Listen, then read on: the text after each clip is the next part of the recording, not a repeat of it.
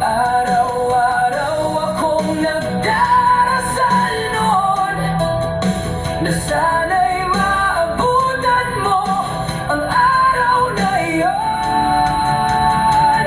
Ngunit isang gabi, tahimik kang nagpahinga at iniwan mo kaming luhaan, kasama ng pangarap mong makita ko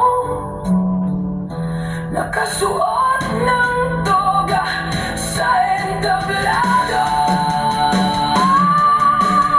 Tay, nakapagtapos na ako. Ito ang diplomang ipinangako ko.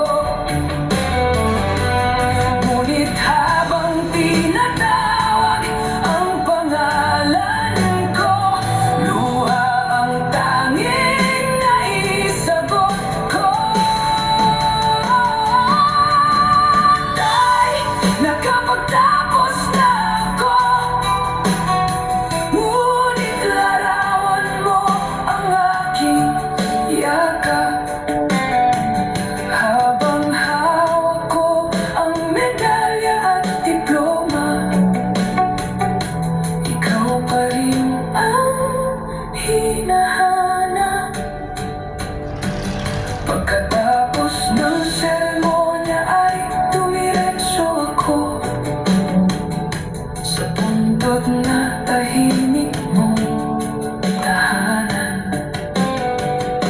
Inilapag ko ang diploma sa harapan mo, habang hindi mapigilan ang pagluha. At sa pagitan ng higpit at panalangin, nasambit ko ang mga salitang matagal mong hinintay. Jabba. Tay, nakapagtapos na ako.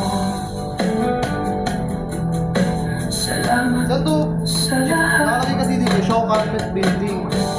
Tapos sabi, pumasok lang sa malaking gate, hanapin Uncle Asia. Dito ba?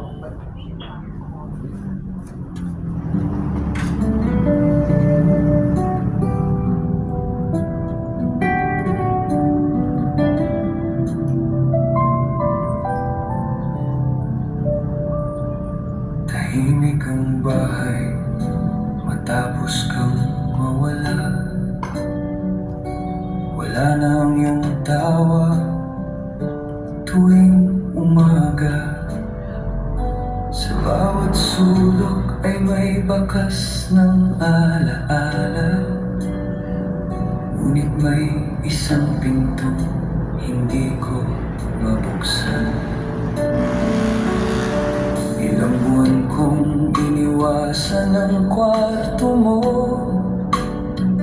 dahil sariwa pa rin ang sakit sa puso. Takot akong muling maalala ang amang hindi ko nayakap ng sapat. Kwarto ni tatay, puno ng alaala, mga pangarap na tahimik niyang pinasan, habang kami natutulog ng mahimbing. Siya pala'y gising para sa amin. Kwarto ni tatay, ngayon ko lang nakita ang mga sakripisyong itinago niya, at bawat bagay na naiwan doon ay dahilan ng pagluha ng puso ko.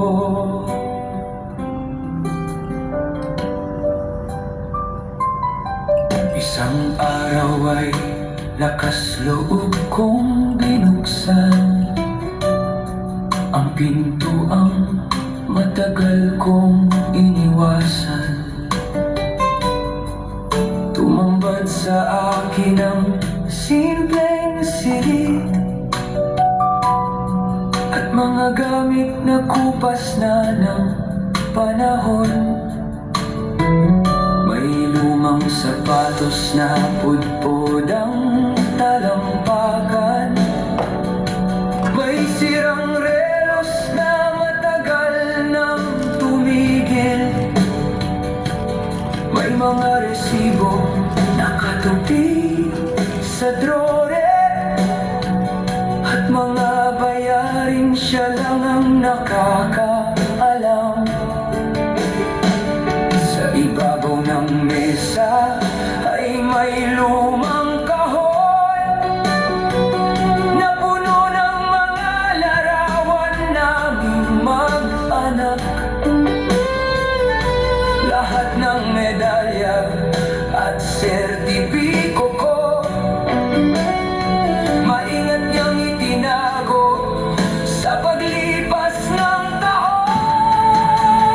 Kwarto ni tatay puno ng alaala,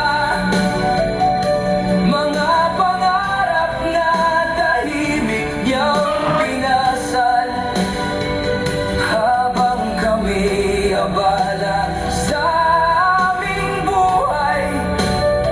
Hindi namin nakita ang kanyang paghihirap.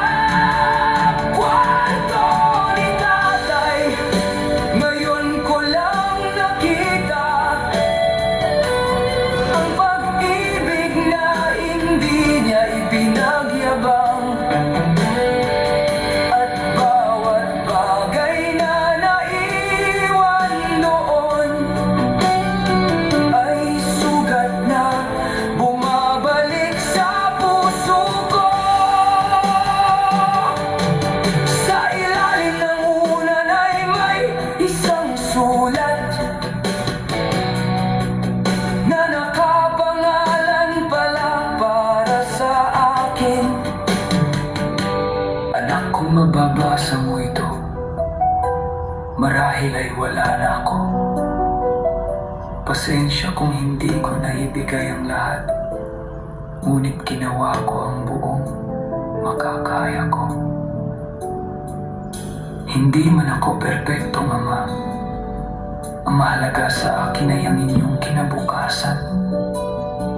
At kung may pagmamalaki man ako sa buhay, kayo yun, mga anak ko. Kwarto ni tatay, ngayon'y wala nang laman, ngunit puno pa rin ng kanyang pagmamahal. Sa bawat larawan at lumang kagamitan, nandoon ang buhay na inalay niya. Kwarto ni tatay, hindi ko na iwasan, dahil doon ko nakita ang tunay na bayani. Hindi sa entablado, hindi sa balita, kundi sa pusong handang magsakripisyo.